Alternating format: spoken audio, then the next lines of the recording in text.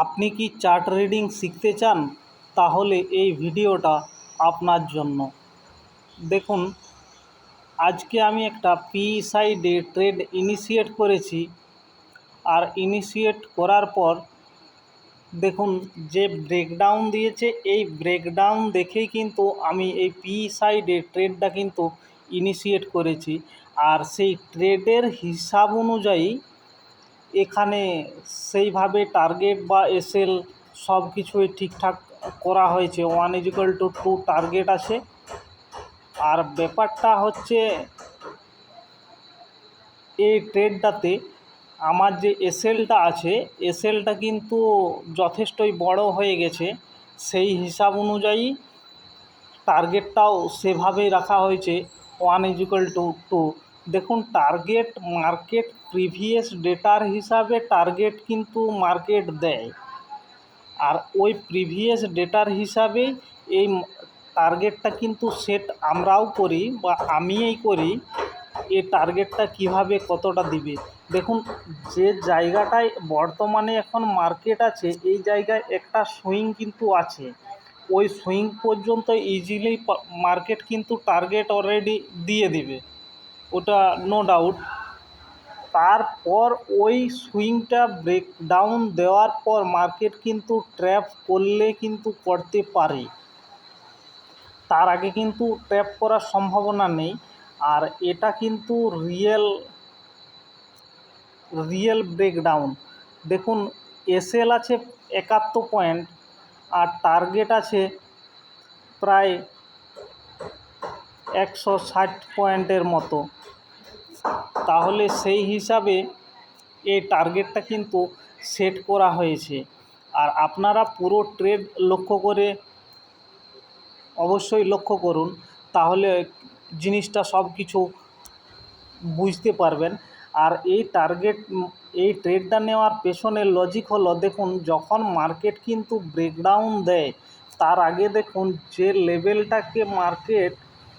লেভেলটা ড্র করা আছে, ওই সাপোর্ট লেভেলটাকে মার্কেট দেখুন কতবার টেস্ট করেছে।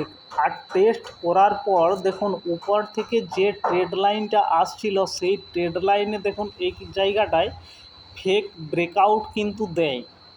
ফেক ব্রেকআউট দেওয়ার আগে এখানে দেখুন, ভালো করে লক্ষ্য করে দেখুন, একটা ডাব্লিউ প্যাটার্ন কিন্তু তৈরি করেছে। নেকলাইন ব্রেক করার সাথে সাথে ট্রেড লাইনও ব্রেকআউট দেয়।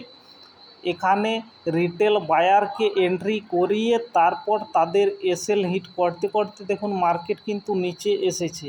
আবার এখান থেকে নিচে এসে রিটেস্টে সেটআপ দিয়ে দেখুন এই সাপোর্ট লেভেলটাকেই কিন্তু মার্কেট ইনভাইট করছে।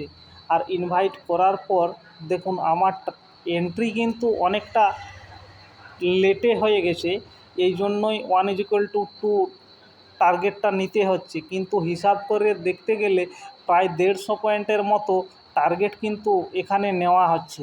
রিস্কটা 70 পয়েন্ট। সেই রিস্কের হিসাব অনুযায়ী এখানে কিন্তু এই টার্গেটটা নেওয়া হয়েছে। দেখুন যেখানটায় ব্রেকডাউন করেছিল আগের বার মার্কেট, ওই সুইংটা দেখুন, ওই সুইংয়ে কিন্তু কোনো কিছু গ্রিন ক্যান্ডেল কিন্তু মার্কেট তৈরি করেনি।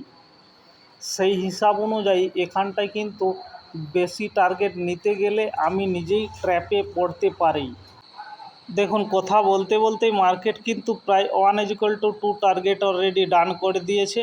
এবার আপনি এখান থেকে এক্সিটও করতে পারেন, আর না হলে আপনি কিছুক্ষণ ওয়েট করতে পারেন বেশি টার্গেট নেওয়ার জন্য। অর্থাৎ বেশি টার্গেট নিতে গেলে আপনি কিন্তু ওয়েট করবেন, অন্যভাবে না। আপনাকে টেলিং এসএল ইউজ করার পর আপনাকে ওয়েট করতে হবে, তার আগে না। 1=1 প্রফিটে আপনি টেলিং এসএল দিয়ে দিলেন, তারপর আপনি এবার ওয়েট করতে পারেন। 1=1 টার্গেটটা আপনার থাকবে। এবার টেলিং এসএল হিট হয়ে গেল, সেটা সম্পূর্ণ মার্কেটের ব্যাপার। দেখুন এখানে এক্সিট করে দিয়ে বেরিয়ে যাওয়া। আর এই ট্রেডটা যদি ভালো লেগে থাকে আপনাদের, অবশ্যই আমাদের চ্যানেলটাকে সাবস্ক্রাইব করে রাখবেন।